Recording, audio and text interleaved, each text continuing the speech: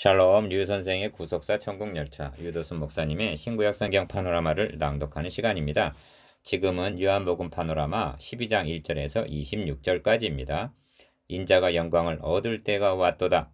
첫째 단어는 1절에서 11절 장사를 예비한 마리아. 둘째 단어는 12절에서 19절 호산나 이스라엘의 왕이여.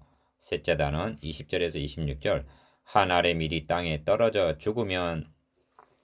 12장에서 예수님께서는 드디어 어린 나귀를 타고 예루살렘에 입성을 하시면서 14절 이 세상 임금이 쫓겨나리라 선언하십니다. 31절 그러니까 주님은 뱀의 머리를 상하게 할 여자의 후손으로 입성을 하시는 것입니다.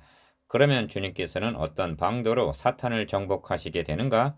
그러므로 12장 전체의 중심점은 내가 이를 위하여 이때 왔나이다 27절 즉 십자가에 달려 죽으시고 다시 사심을 통해서 이 세상 임금의 머리를 상하게 하신다는 것입니다. 이런 맥락에서 본 문단의 중심점도 인자가 영광을 얻을 때가 왔도다 23절 즉 죽으시고 부활 승천하실 때가 왔다는 데 있습니다.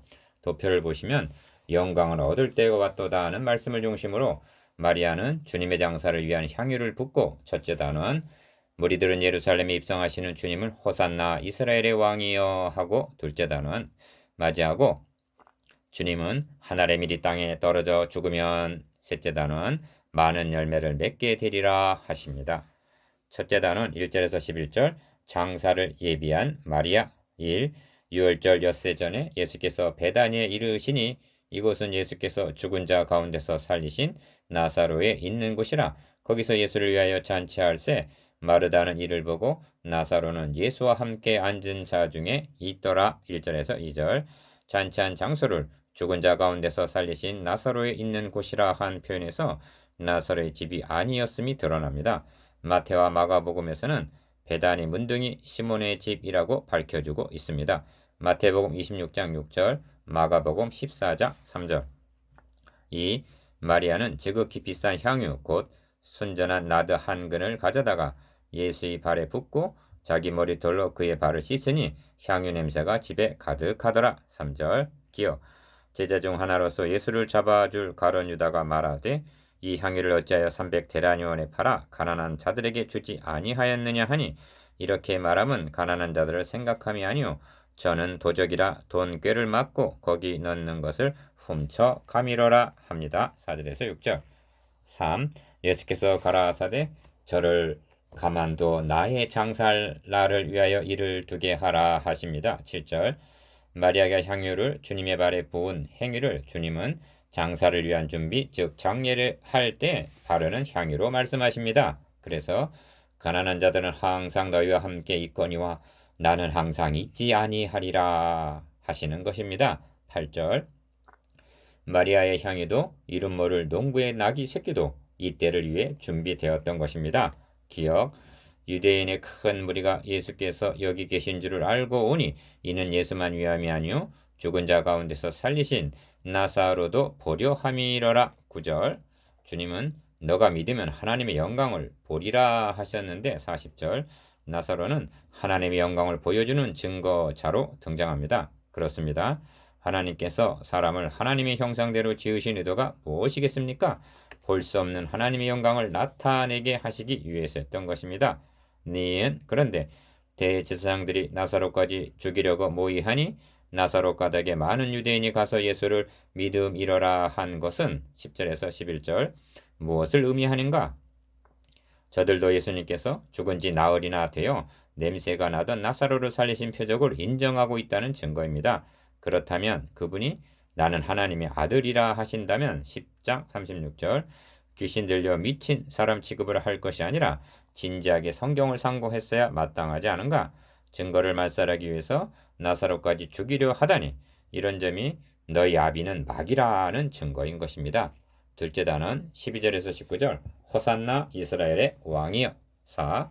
그 이튿날에는 명절 유월절에 온 큰 무리가 예수께서 예루살렘으로 오신담을 듣고 종려나무 가지를 가지고 맞으러 나가 외치되 호산나 찬송하리로다 주의 이름으로 오시는 이 곧 이스라엘의 왕이시오 하더라. 12절에서 13절 주님은 지금 죽은 나사로를 살리신 베다니에 머물러 계시다가 유월절에 맞춰서 예루살렘으로 입성을 하시려는 것입니다. 어찌하여 주님께서 유월절에 맞춰서 예루살렘에 입성을 하시는가? 유월절 어린 양, 즉 십자가에 달려 대속적인 죽음을 맞이할 때가 이르렀기 때문입니다. 다시 상기시킵니다만 모든 복음서의 초점이 유월절에 맞춰져 있다는 점을 유념하시기를 바랍니다. 이를 놓치게 되면 복음서의 핵심을 놓치게 되는 것이 되기 때문입니다. 주님은 유월절에 맞춰서 예루살렘에 당도하시기 위해 예루살렘을 향하여 올라가기로 굳게 결심하시고 올라가셨던 것입니다. 누가복음 9장 15절. 예루살렘에 올라오신 주님은 내가 고난을 받기 전에 너희와 함께 이 유월절 먹기를 원하였노라 하십니다. 누가복음 22장 15절. 왜냐하면 이제까지 예표로 지켜 내려오던 유월절 양을 잡을 날이 실체로 오신 그리스도가 잡히시는 날이었기 때문입니다. 기억, 백성들이 호산나 호산나 하고 부른 노래는 시편 118편 25절에서 26절에 근거한 것으로 여호와여 구하옵나니 이제 구원하소서 하는 뜻으로 메시아에게 바치는 노래였습니다. 5. 예수는 한 어린 나귀를 만나서 타시니 이는 기록된 바 시온 따라 두려워 말라 보라 너희 왕이 나귀 새끼를 타고 오신다 함과 같더라. 14절에서 15절 기억. 이는 스가랴 9장 9절의 성취입니다.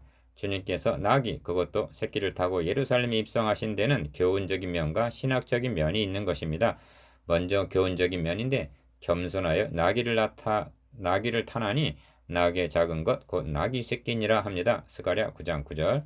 그런데 여기서 머물 수 없는 것은 하나님께서 나귀의 첫 새끼는 다 어린 양으로 대속할 것이요 그렇게 아니하려면 그 목을 꺾을 것이며 하고 출애굽기 13장 13절 어린 양으로 대속하라 명하셨기 때문입니다.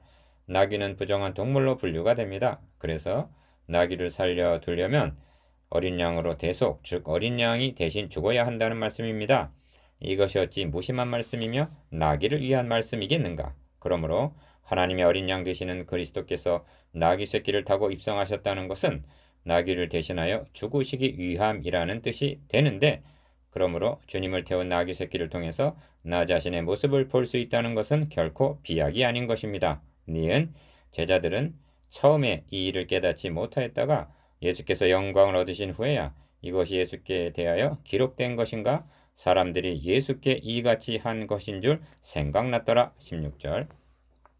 나사로를 무덤에서 불러내어 죽은 자 가운데서 살리실 때 함께 있던 무리가 증거한지라. 이에 무리가 예수를 맞음은 이 표적 행하심을 들었음이러라.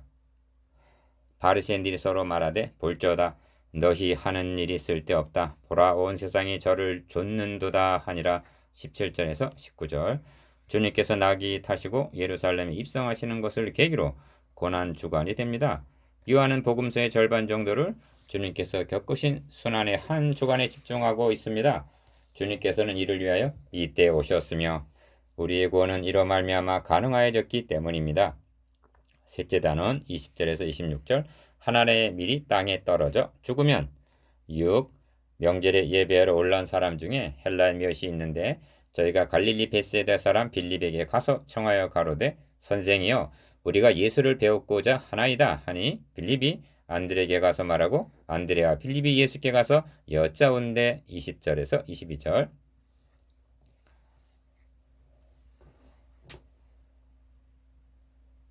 주님을 찾아온 헬라인들을 명절에 예배로 올라온 사람들이라고 소개하고 있습니다. 20절. 예배를 드리러 왔다 해도 그들은 이방인의 뜰에까지 밖에는 접근이 허락되지 않았습니다. 이런 맥락에서 많은 기회와 때를 제쳐놓고 예수 그리스도께서 구원을 성취하시기 위하여 예루살렘에 입성하신 이 시점에 이방인의 대표격인 헬라인들이 등장하고 있다는 것은 의미심장한 바가 있는 것입니다. 7. 이 점이 예수께서 대답하여 가라사대 인자의 영광을 얻을 때가 왔도다 하신 답변에서도 나타납니다. 23절. 영광을 얻을 때라 죽으시고 부활 승천하실 전체를 포괄하는 말씀입니다. 본문은 주님께서 헬라인을 맞이해 주셨는가에 대해서는 침묵한 채 인자의 영광을 얻을 때가 왔도다 하고 선언하신 주님의 말씀만을 기록하고 있습니다. 주님은 십자가의 순환을 영광으로 해석하고 있습니다. 왜냐하면 자신은 고난을 당하시지만 아버지의 이름이 영광스럽게 되고 28절 만민에게는 구원의 문이 열려지게 되기 때문입니다. 기억 이런 의미가 내가 진실로 진실로 너희에게 이르노니 한 알의 밀이 땅에 떨어져 죽지 아니하면 한 알 그대로 있고 죽으면 많은 열매를 맺느니라 하신 24절 말씀이 함의되어 있습니다. 이는 주님께서 말씀하신 17번째 진실로 진실로와 함께 하신 말씀입니다. 인류의 시조 아담 한 사람의 범죄가 온 인류에게 퍼졌습니다. 동일한 원리로 새로운 시조요 두 번째 대표자로 오신 한 사람 예수 그리스도의 대속적인 죽음으로 말미암은 은혜가 더욱 넘치게 되어 많은 열매, 즉 많은 사람이 구원을 얻게 되리라는 말씀입니다. 이 점이 내가 땅에서 들리면 모든 사람을 내게로 이끌겠노라 하신 말씀에도 나타납니다. 32절 이방 사람 헬라인이 예수를 배우고자 하나이다 하고 찾아온 사건은 전에 멀리 있던 이방인들이 하나님 앞에 나아가는 것이 어떻게 가능해지는가에 대한 상징성이 있다 하겠습니다. 문맥적으로 보면 배웠고자 하나이다 하는 말을 들으신 주님께서 인자의 영광을 얻을 때가 왔도다 하신 것은 이방인들이 하나님 앞에 나아가는 것이 어떻게 가능해지는가 하는 점을 염두에 두고 하신 말씀이 되는 것입니다. 이는 선지자로 만군의 여호와가 이르노라 해 뜨는 곳에서부터 해 지는 곳까지의 이방 민족 중에서 내 이름이 크게 될 것이라 하신 말라기 1장 11절 예언이 성취될 때가 되었다는 뜻이기도 합니다. 이 점을 사도 바울은 이는 저 그리스도로 말미암아 우리 둘이 한 성령 안에서 아버지께 나아감을 얻게 하려 하심이라 하고 말씀합니다. 에베소서 2장 18절 니은 주님은 먼저 신학적인 원리 즉 영광을 얻을 때가 되었도다 말씀하신 후에 자기 생명을 사랑하는 자는 잃어버릴 것이요 이 세상에서 자기 생명을 미워하는 자는 영생하도록 보존하리라. 사람이 나를 섬기려면 나를 따르라. 나 있는 곳에 나를 섬기는 자도 거기 있으리니 사람이 나를 섬기면 내 아버지께서 저를 귀히 여기시리라 하고 25절에서 26절 교훈적인 말씀을 하십니다. 이는 세 마디로 되어 있는데 첫째는 자기 생명을 사랑하는 자는 잃어버리게 된다는 것인데 25절 이는 역설입니다. 둘째는 사람이 나를 섬기려면 나를 따르라는 말씀인데 26절 이를 달리 표현하신 것이 아무든지 나를 따라오려거든 자기를 부인하고 자기 십자가를 지고 나를 좇을 것이니라는 말씀이고 마태복음 16장 24절 셋째는 내 아버지께서 저를 귀히 여기시리라는 말씀인데 이는 영광에 참여하게 될 것을 가리킵니다. 여러분의 결단은 무엇입니까? 묵상해 봅시다. 1. 나귀 새끼를 타고 입성하신 구속사적 의미에 대해서 2. 한 알의 밀이 땅에 떨어져 죽으면에 대해서 3. 인자의 영광을 얻을 때가 왔도다에 대해서